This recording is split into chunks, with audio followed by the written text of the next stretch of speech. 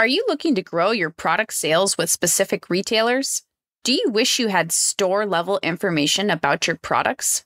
What if there was a way to make sure your next product launch was a success? Social Nature is here to help. Social Nature is an all-in-one shopper marketing platform designed to help emerging brands win at retail. Powered by 1 million natural shoppers, they help you move units off the shelf quickly and get you the store-level insights you need to scale your business. If you're looking to grow at retailers like Whole Foods, Sprouts, Kroger, H-E-B, Wegmans, Walmart, and more, email marketing@socialnature.com or visit business.socialnature.com to learn how. And make sure to mention hearing this message on the Startup CPG podcast. That's business.socialnature.com, or the link is in the show notes. So Target said, we're going to order X amount of product and it's going to go in store for X time frame, and then you're out. That kind of commit business really, really helped us. Welcome to the Startup CPG podcast. I'm your host, Jesse Freitag. Today, we have a special episode for you to celebrate the launch of the Pet Channel in the Startup CPG Slack. The number of pet brands in our community is growing, and we wanted to create a space dedicated for pet brands to discuss unique challenges and regulations.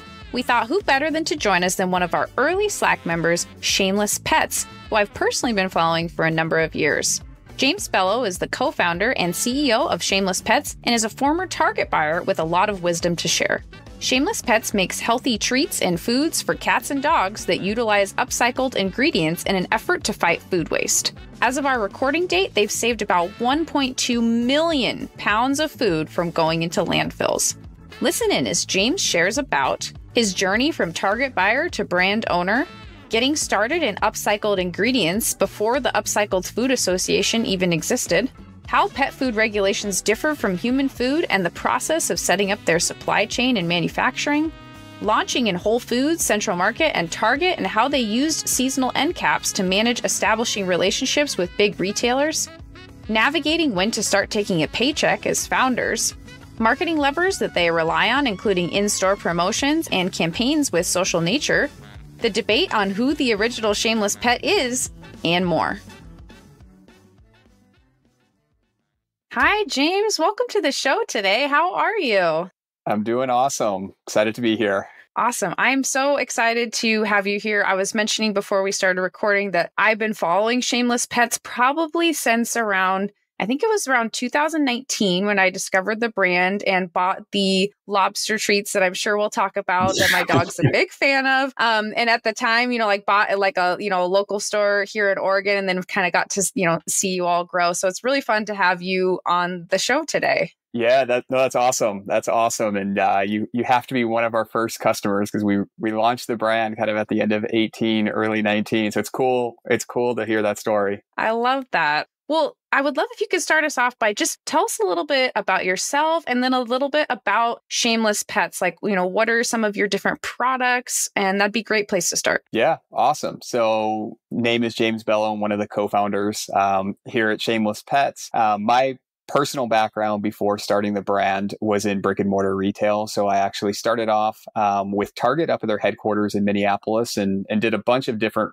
kind of positions there, ultimately going into merchandising and running different kind of buyer desks within the organization. And then ultimately just had this idea of fighting food waste, which led me down the path to then start Shameless Pets. And so Shameless Pets, kind of as it says, we focus in on pet. We're a dog and cat treat company.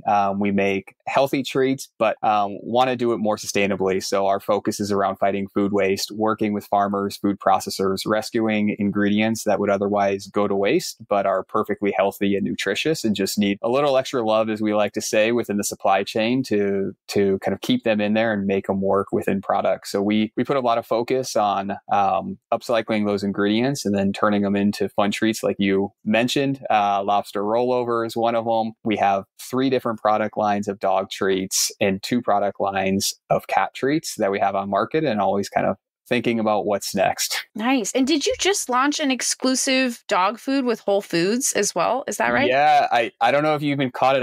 I'm so used to saying we have 3 product lines. We actually have 4. So we just launched an air dried dog food and topper line with Whole Foods that literally is going live. I think it went live 3 days ago. Okay, nice. So it's very new. That is very exciting. And kind of on that note, like, how would you describe like your current stage? Like, how many doors are you in? What are some of your major retailers, like in addition to Whole Foods? Like, how many people are on the team now? Like, just, yeah, kind of curious about like your overall stage that you're at. Yeah, absolutely. So we started the brand, kind of the idea, and when I say we, myself and my co-founder, her name is Alex. So you'll hear me kind of say Alex throughout this interview. So Alex and I started the idea back in 2016, and it took us about 2 years to really develop this concept and idea behind upcycling and really get the supply chain together. So we launched the brand at the end of 2018, and kind of fast forward to today, we're probably in 6,000-7,000 locations. We have some of the major retailers behind us, which is awesome. We have, Target, we have Whole Foods, we do some club work with Costco. And then from a pet standpoint, we also are partnering with Petco, PetSmart, Pet Supplies Plus. And then we're in about 1,500 of like what we call the pet independent. So like your mom and pop pet retailers throughout the nation, as well as being on Amazon and Chewy. Okay, very cool. And how many people are on the team? Yeah, sorry. There are 7 of us, including Alex and I. So we've got what we like to say a small but mighty team trying to tackle this big issue. Yeah. Oh, that's amazing. Well, yeah, definitely want to go back in time a little bit to kind of you getting started. And like, I think upcycling, like you're the brand that introduced me to the concept of upcycling, because I believe you started before the Upcycled Food Association existed. Like, I think Alex is maybe on the board. Like, yes. You were kind of like, you were an early mover in that area. So like, did the term kind of exist? How did you like come upon it when there wasn't really any infrastructure support yet?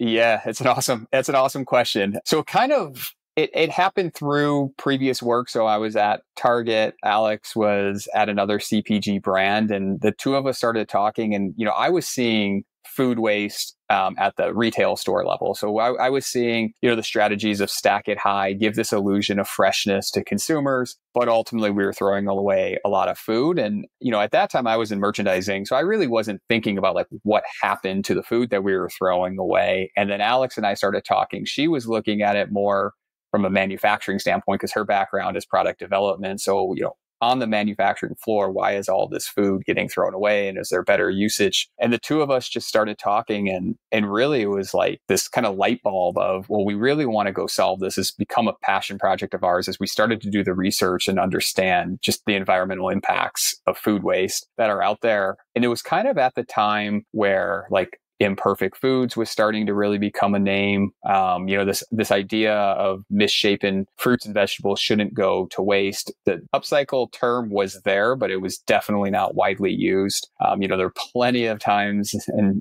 I'm even thinking about a lot of the moments where we said, like, should we call it upcycled? Should we call it misfit? Should we call it wonky? How do we describe this? So we did, it was a lot of work, a lot of brainstorming, a lot of kind of going back and forth. But yeah, looking back, it was a lot of fun because to your point, we were the first. So we were able to go out and educate a lot of consumers, educate a lot of retailers around the concept, and really kind of have the time to figure it all out without having like predetermined connotations to what that means. And then, Alex, to your point, is on the board for the Upcycled Food Association. So that's been just incredible for us, is that we got to work on it and then have kind of a part and seat at the table on kind of what does a terminology mean? What does certifications mean? What does it mean in pet? Because it's a little bit different in pet than the human food, and just kind of like all of that nuance. And it's just cool being a founder and having that seat at the table to kind of help start that trend. Right. And what did it kind of look like to set up that supply chain? Like, was it, like cold calling people that you thought had some waste? I think there's some misconception too that I think I've heard you mention on another interview, that people think that it's free because you're like taking like what may have been thrown away. So like, what did it look like to set up like what you're going to pay for something and find people that you can source, quality ingredients that are going to meet like the standards to be in pet food, but that also, would otherwise have been wasted. Like, I'm curious about setting up that supply chain. Yeah. I wish there was an easy answer, but like any startup, it was a lot of trying to figure it out. We used our network being somewhat in the food scene before, like, in retail and CPG. But to your point, a lot of cold calling, a lot of Googling. Honestly, a lot of people think because there's so much waste that's out there, this must be really easy to get. But as you start to kind of piece it all together, to your point, there's a lot of work that needs to be done from a quality control standpoint. I mean, I always tell people there's a reason why food is wasted is because it's been optimized in the supply chain, and it's actually easier and cheaper to waste that food than to keep it within the supply chain. So there's a lot of work that goes into figuring out how to do that. But frankly, like, it was a lot of sales in the beginning because we were so small with this idea, no funding. So it was a lot of, pitching a dream and telling groups to believe us. And those groups might have been wasting a lot of food. And then they, if they were interested, then they would come back and say, okay, well, we've got 10 truckloads of product. And we're like, oh no, we need like 50 pounds of product.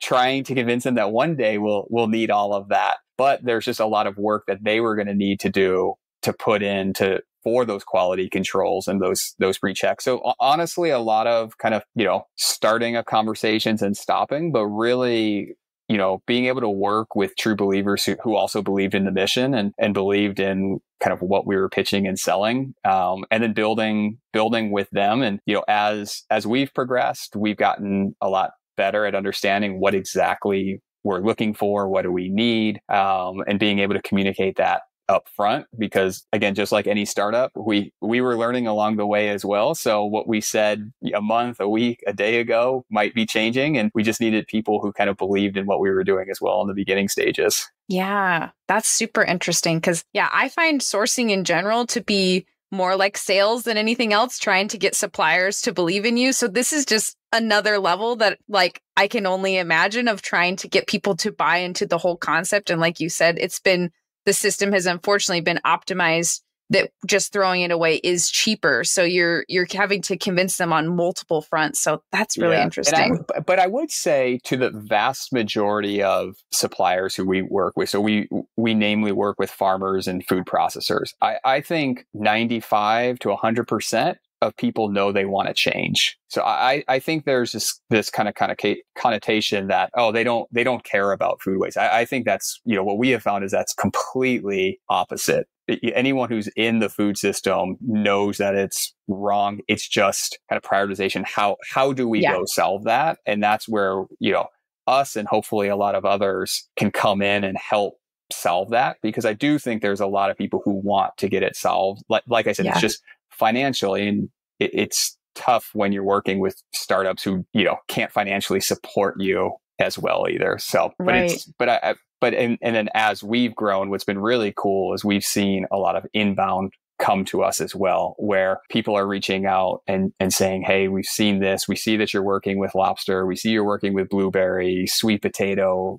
We've got this produce. Is there anything you can do for us? And that's been really fun just to kind of see the kind of evolution of where we've been. That's really cool. And that's a great point that people don't necessarily want to be wasting the food. They want to find a solution. And so, that's so cool. And a lot of the like waste that you reuse is like based from sunflowers, right? Yeah. So we now have 14 different supply chains that we have. And then just depending on the product line that we have it'll differ. What we try to do is make sure that at least 20% has upcycled ingredients in the formula. We go all the way up to 50%. We also do we like to have fun, do seasonal SKUs as well. So we've got an Earth Month SKU that's gone up to 85% of upcycled material. And we do a sunflower seed. So essentially once sunflower seeds are pressed for oil, the kind of the shell and the kernel are still left over. And,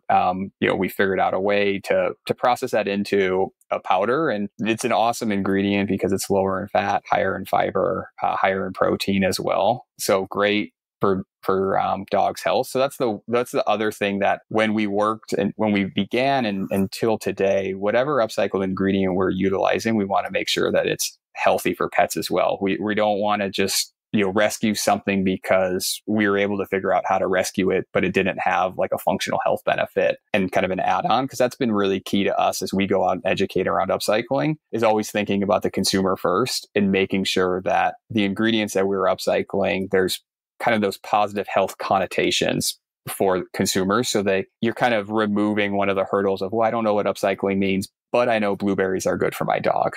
So this is interesting. So that's really how we kind of built the brand and continue to try to move that forward. Yeah. And I think you all did a lot of talk you may still, but I think I remember Alex mentioning like that you did like 40, 50 like deep customer interviews to like kind of get feedback on the product. Like how did that, like in the early days, especially, like how did you really tap into your customers to learn like what they were drawn to? Like like you said, was it the blueberries? Did they understand upcycling? Like how did you tap into your customer base to kind of help that inform you as you grew? Yeah, it kind of goes back to your question on how did we start off upcycling. Cold calls is really what we did. So we set up our website. We started selling. I would even predate that. So even before that, there's pictures that we still have that we always go back to where Alex was baking our initial lobster treats out of her apartment in Boston. And we would just go kind of weekends walking around Boston, just talking to people and telling them what it was. And we would describe it once as upcycled. We'd describe it as misfit. And we just try to figure out what did people react positively to. And then as we got our website up and running and we're doing really small runs and getting it out there, what we found, because at first we thought, we'd have to give away a lot of free product. What we found were those early adopters really just believed in the brand and believed in the mission and were willing to give their time, which was really cool. So we would just call them up, ask for their time. And yeah, we did quite a few interviews. And then as we progressed the brand or like evolved flavors, we then used that base to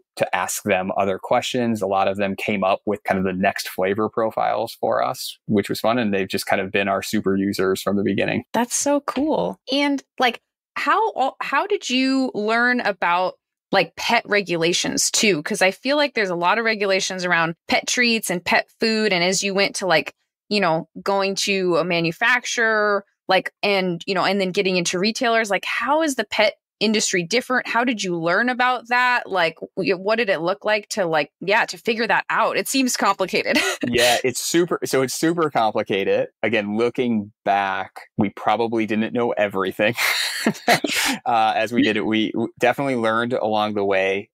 We found an awesome regulations consultant from the very beginning who was very, very generous with her time to kind of help us out. And we've been able to now utilize her as we continue to grow and move forward. But yeah, it's very different because pet falls under animal feed. It's regulated by the Department of Ag, which means that each state has its own regulations. So you have to figure like there's that whole nuance of when you bring it to market in retail, how do you register with the Department of Ag in each state? Which just adds a lot of nuance and complications for a startup. And then it's governed by a group called AFCO.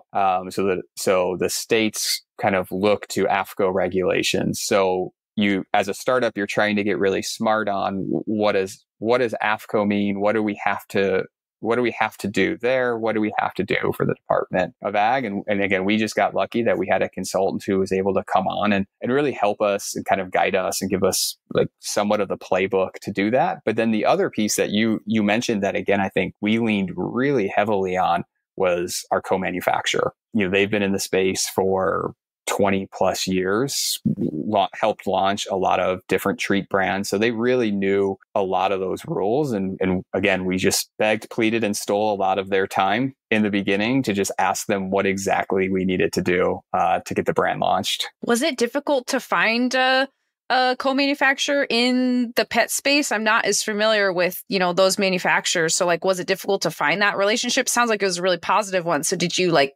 interview lots of different manufacturers or? Yes and no, I guess, a lot of Googling, to try to figure out who actually makes the product that we want. I think we have a little bit of an upper hand, not a little bit. Alex would really shoot me on that one. Alex, is a product developer and comes from the manufacturing space. So we obviously had a lot of kind of internal know-how and being able to lean on her on who the manufacturers are. But we did a lot of Googling, a lot of kind of networking in that space. And then within the pet world, there are two key trade shows. So it's called Global Pet Expo, which is actually happening next week, and then Super Zoo. So we targeted, so we did a lot of Googling, a lot of talking to different individuals, and then targeted the Global Pet Expo trade show because a lot of the manufacturers would be there, and kind of beelined it to each one of them and back to sales, sold our dream and our story on what we wanted to do, and was lucky enough to have one of them come on board with us. Yeah. Oh, very cool. And so on the retail side, you mentioned you're in 7,000 doors, which is incredible. Like, what did it look like to get started? And especially with your background in Target, did you start in independence? Did you start pitching bigger retailers right away since you kind of knew how it worked? Like, what was the strategy starting out? Yeah. So we went in the pet space, probably the complete opposite go-to-market channel that most do. And you nailed it. The reason why we did that is because my background's Target, and a lot of the network that I have stayed more into like the larger retailers. So that's where we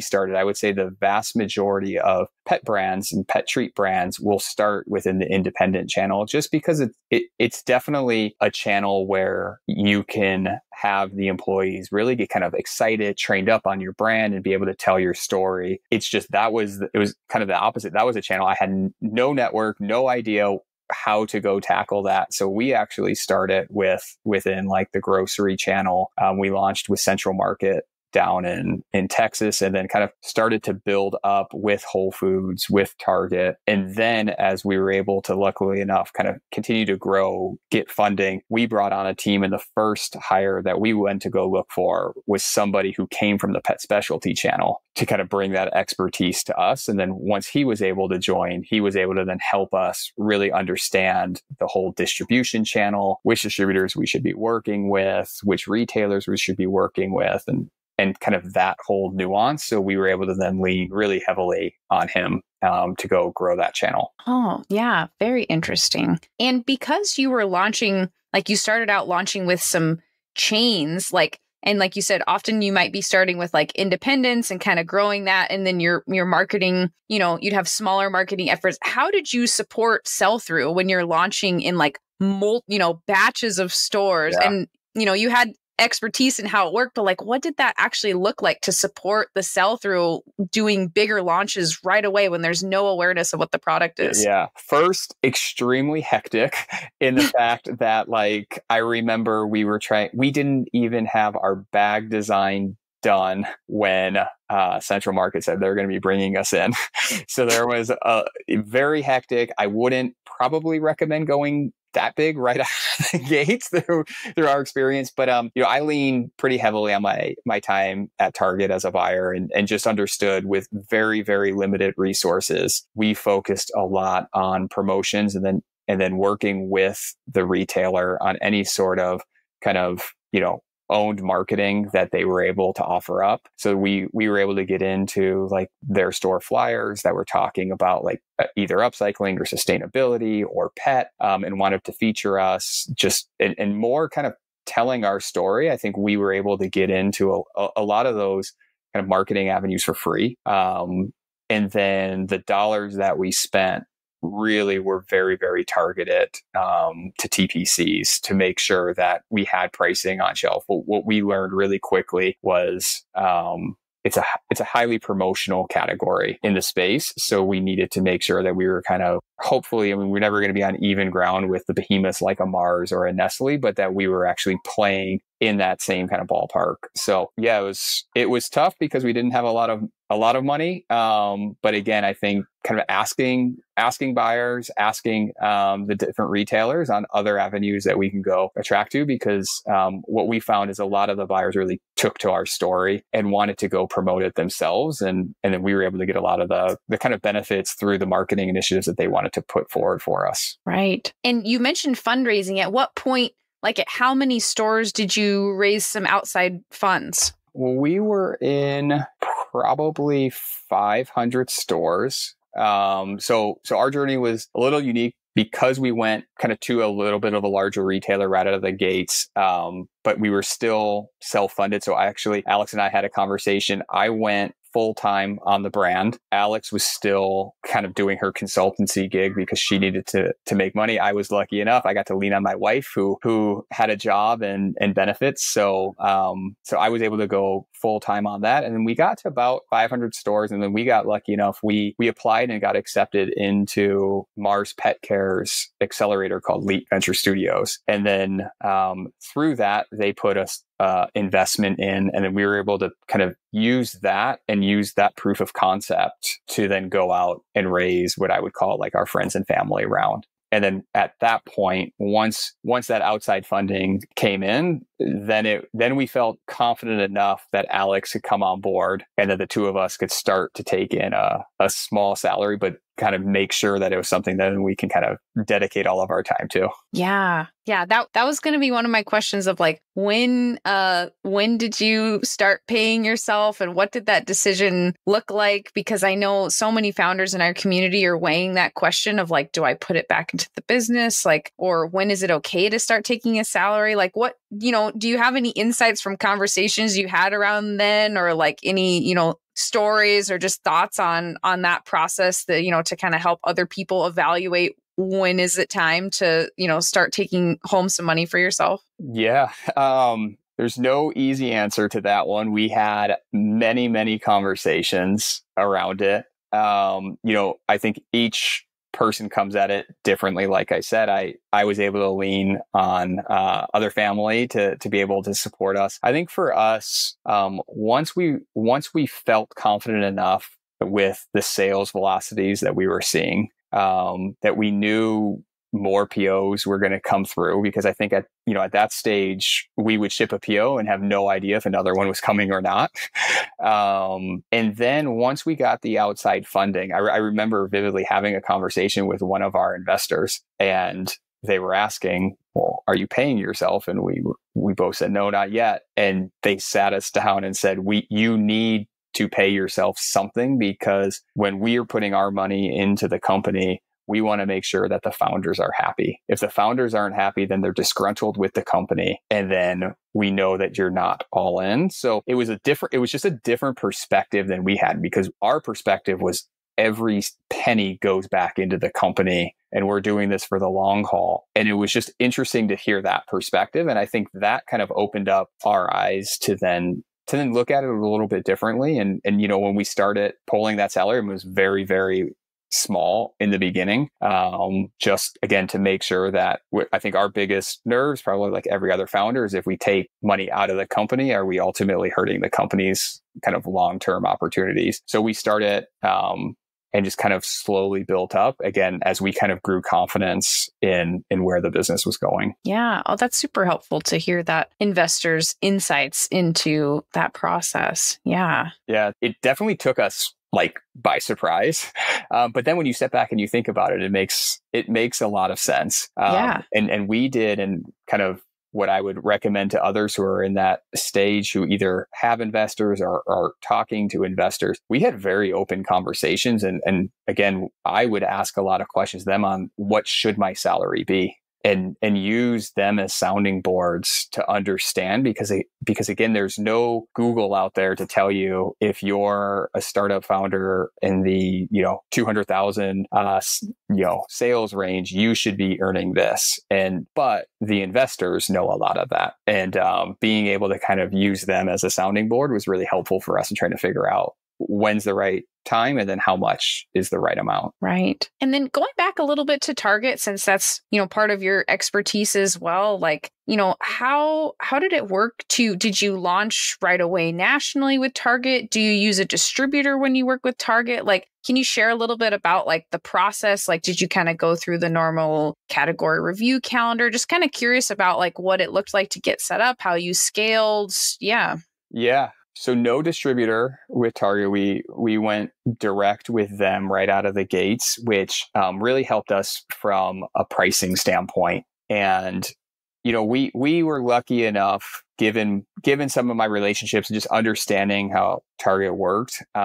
We actually did some seasonal business with them, so they had certain end caps, and that really helped us because, again, it was early stages. I think we were just closing our fundraising round, but still hadn't had it fully closed. And what we did is we set it up to have it be what's called a commit business. So Target said, we're going to order X amount of product and it's going to go in store for X time frame, and then you're out. And that was phenomenal for us in the beginning because we didn't have to worry about producing, X plus number of weeks of supplies. And if it didn't work, then we were going to be sitting on that much inventory. So that kind of commit business really, really helped us because then we were able to go order the specific amount of pouches that we needed. With our co-man, we knew exactly the quantity that we needed. And we were able also from a cash flow standpoint to pretty much produce on time, ship it out, and then try to receive cash back in, the longer terms that Target gives, but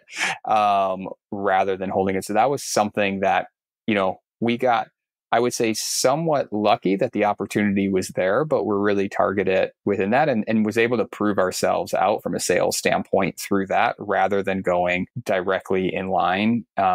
We just saw that, or I saw that as just having a lot of risk involved in our early stage. Oh, interesting. And when you do something seasonal like that, is that in a targeted number of Target stores, or is that like, do they do those nationally? So it was national. I think we were in, memory serves me, 1,200 stores, but they'll tell you, exactly making it up. We want 20,000 units of this SKU, and it's going to go into this number of stores. So we were able, again, then to really get kind of firm numbers to then go produce off of. And in the early stage, that to us, that just really, really helped cash flow, which was just, again, really, really helpful. So I still, even to this day, go look for those types of opportunities just because, again, it's a nice way to prove yourselves out in retail without taking on that risk. Because again, as you go to the larger stores, the worst thing, and as a former buyer, the absolute worst thing is to be out of stock. And as a brand, if you're out of stock, that means fines are coming your way.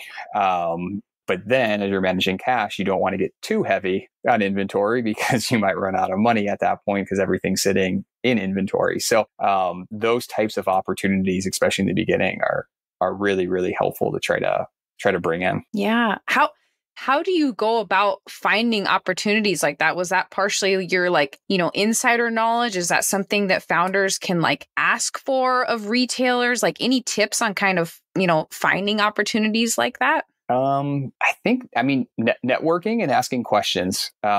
So specific to Target, obviously I had my experience there, but then again, I don't have a lot of experience in other retail that we were able to do that. So, networking with other founders has been phenomenal for me. What I found is if you don't ask, you're not going to receive. So, ask specific questions. Like I have a lot of founders reaching out to me, and I'm more than willing to give kind of my time and help wherever I can make introductions. So I think really just that networking piece, has really kind of how we kind of grew it the best way. And I know it's kind of a cliche or open answer, but in all honesty, a lot of the trade shows we would go to, I wouldn't get a booth because we couldn't afford it. And I would just have very targeted, I walked Kroger, I saw a certain brand. I thought that they were a little bit more of a startup because, they didn't have a big, CPG brand behind them. And I would just target that and go either early morning or late afternoon and strike up a conversation and then ask my questions. And typically that worked for us. Yeah, no, that's very helpful. Very helpful information. Any other target specific tips from your past experience or that you've learned also from being in the pet category at Target? Curious about if there's anything else that, you think other founders might find helpful when thinking about, pitching to Target or how to be successful at Target.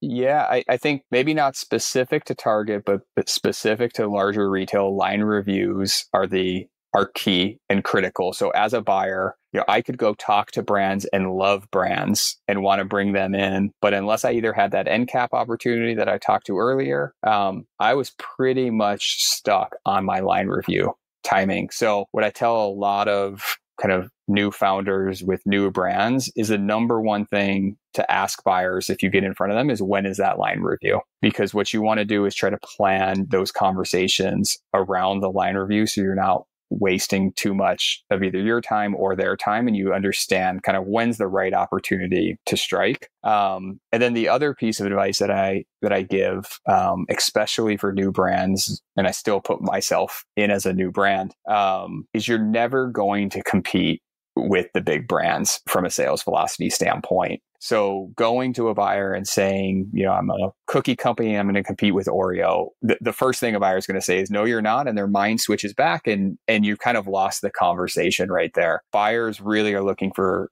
stories around incrementality. So who's your consumer and what are you doing to bring them into my store on my shelf and drive incrementality for my total planogram?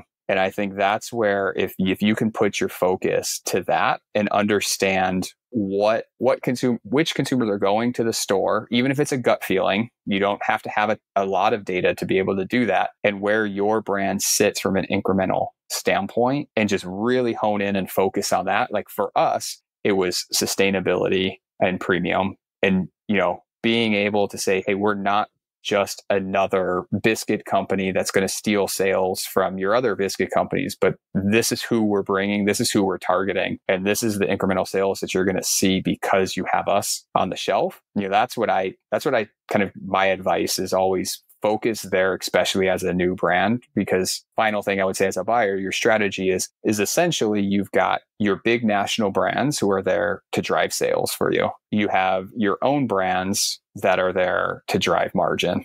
And then that kind of middle section are us, the emerging brands, to drive incrementality and uniqueness to assortment. So make sure that that's what you talk to, make sure that that's what you're driving towards. And then the final point is, when you get on the shelf, don't forget about that. Make sure that you're actually trying to track it as best you can, and being able to always talk to that. So you then don't get that put back into, well, your sales velocity is compared to Oreo, because that's just a tough spot to be as an emerging brand. Yeah, that's all really great. I'm also curious on as we talked about some of the marketing strategies, I believe that you're running your second social nature campaign right now. And we're big social nature fans at Startup CPG. So curious about your experience with your first social nature campaign and how you used that and about the second campaign you're launching. Yeah. Huge social nature fan as well. Again, it's a perfect question, and kind of going off of how do we drive incrementality to the shelf. And, our piece is, okay, how do we bring someone who might not have been in a Petco or might not be in a PetSmart, but lives within that radius? How do we bring them into the store and be able to also showcase that to the buyer with real kind of proven data points? So what Social Nature was able to do for us was go out, recruit those individuals, and we were able to give, here's a demographic, here's what we're looking for you to go recruit. We were able to put some questions out there. One, to better understand just what do consumers think about our brand before maybe seeing it on shelf. So that was great for us from a marketing standpoint, but then also understanding where do they shop and why do they shop there for pet? And then to the completion of the program, giving them a free bag to go to a Petco or to a PetSmart. So really driving kind of, trips into the store, and then also being able to track again and tell our buyers, we brought X thousand of people who hadn't been in PetSmart into PetSmart, trialed it. Here's what they thought. and then be able to track them for repeat purchases as well. And again, kind of going back to the incrementality is driving that incrementality. So we've done programs with Social Nature, with Target, with Petco, with PetSmart. We're looking at Whole Foods now. So really just continuing to partner with them with our key retailers. And like I said, not only do we get to drive velocity at store, but also for our marketing team to really understand and hone in on what's the right messaging that either works or doesn't work, and how do we iterate off of that. Right. And to do a campaign like Social Nature, is that something where you're allocating marketing dollars from something else to do a campaign like Social Nature? Or is that something where you're like, all right, we're going to expand our marketing budget to do that? Because, giving away free product to drive trial, it's not a cheap activity. So I'm curious how you evaluated that compared to other marketing activities to kind of do your budget planning and see what was most effective. Yeah. Great question. Nothing seems to be ever incremental. Everything's the same budget. Why we really love Social Nature is we feel like it hits on two fronts. It's top of funnel and bottom of funnel for us, which we just haven't found a lot of other options that do that. We can do billboards as top of funnel, but we can't track the so what from that. We're Social Nature. We're able to know that we're going to go target X thousand consumers who haven't seen our brand, heard of our brand. So we get to introduce them to the brand. And then we also know that we get to close them, so to say, in the fact that they're going to go to a store and try the product rather than not. And then where I think the kind of win-win comes with Social Nature is we also can drive specific to a retailer. So then we know that we can go to that retailer and say, hey, look what we're doing for you from a sales standpoint. So not only are we kind of getting that marketing, but we're also getting the sales benefit out of it. But to your point, it's definitely not cheap because you're kind of paying for the marketing, and then you also have to pay for that kind of free bag coupon redemption as well, which is at the full retail price, obviously. So it's definitely something that it took us a while to think about and to do, but what we decided on is, do that instead of some of the other activations because it hit on all the levels that I talked about. Right. Yeah. And this is a little bit different topic, but we've mentioned distribution a little bit.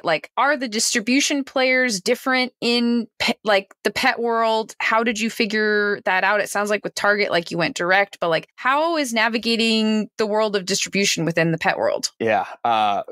Very confusing for somebody who's never been there before. And yes, it's very, very different.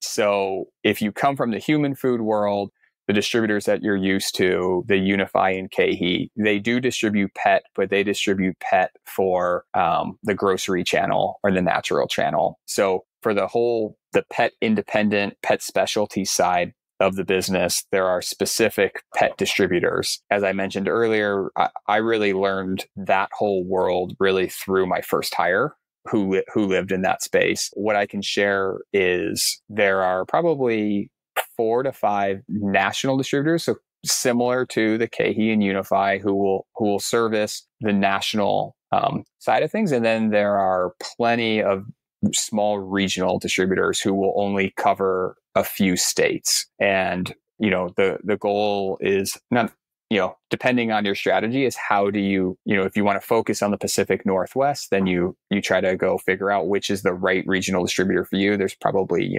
3 to 6 that are out there, depending on the region. A lot of it comes down to what is in their kind of portfolio at the moment. Is there any competition that they might not be able to, even though they like you, they might not be able to carry your product because of that. But having those conversations, and again, when I started to learn about it, what I found is those 2 trade shows, Super Zoo and Global Pet Expo, all of those regional and national distributors have booths there. So we spent, again, in the early days, as we started to try to figure out where do we want to go, a lot of our time not getting the booth, but walking the show and going to those booths and having those conversations and figuring out, where does Shameless Pets fit within their portfolio? And then how do we kind of build that whole ecosystem? Yeah. Wow. And this is I just feel like I have to ask as a pet owner, like, who's the original Shameless pet? Like, who's the pet that tried all the first samples? Because I assume you both had pets. So like, tell us about the OG. I think it depends on the founder, on who the true OG is. We both think our dog was the first original Shameless pets. Both. Okay. So mine is Mina.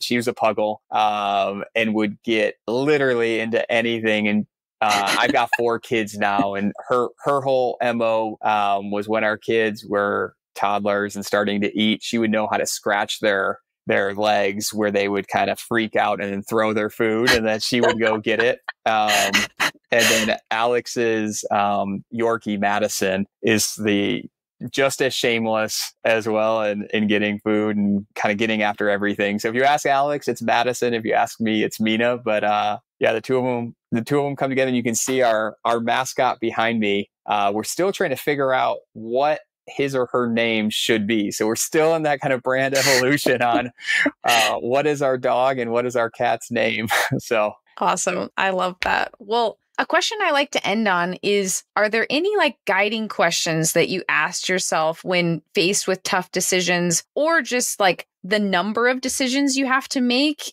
As like so many decisions come up in a day that you're making, like, are there questions that you help that you come back to, or that kind of help guide you as you've navigated this? Yeah. So the number of things you have to do as a founder is you won't know until you're there. So I think a lot of it, just make the decision based on your gut and move forward, and don't look back. Always continue to move forward. But I've had this motto kind of back when I was in my Target days, and it's carried forward into Shameless Pets. It's kind of odd, but it's always, what would my resume say?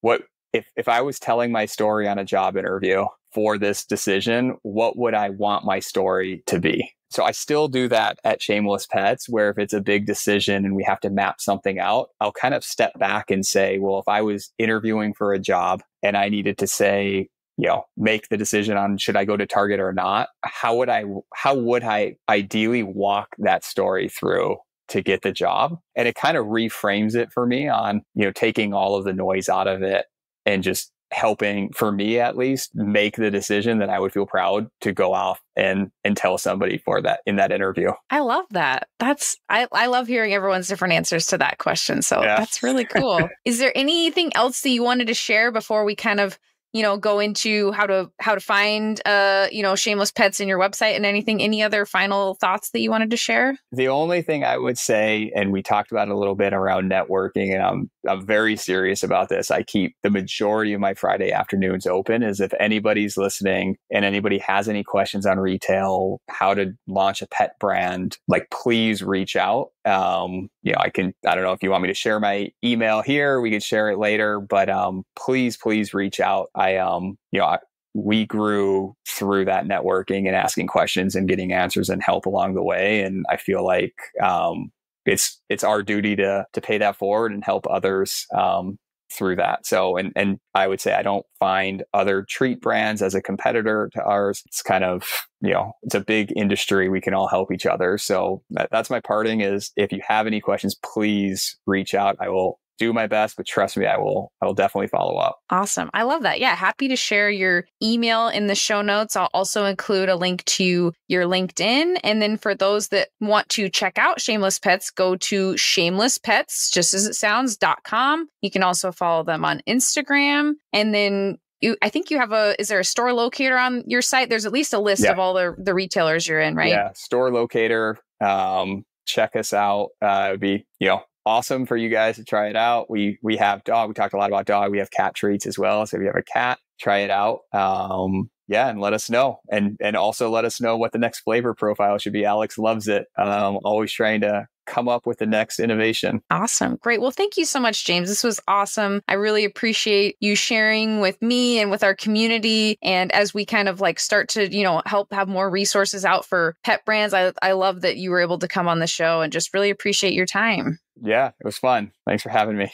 To get the invite to our new pet Slack channel, go to startupcpg.com/ Sign up for our emails at the bottom of that page, then grab the Slack link at the top of any email that you get from Startup CPG. Once inside, head to All Channels or Channel Browser to find the pet channel. It sounds like a lot of steps, but it just takes a few minutes and is free.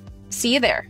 Thank you for listening in today. I'm so honored you joined me for this conversation, and I love hearing from you all with feedback, suggestions, or if you just want to say hi at podcast@startupcpg.com, or you can find me on LinkedIn.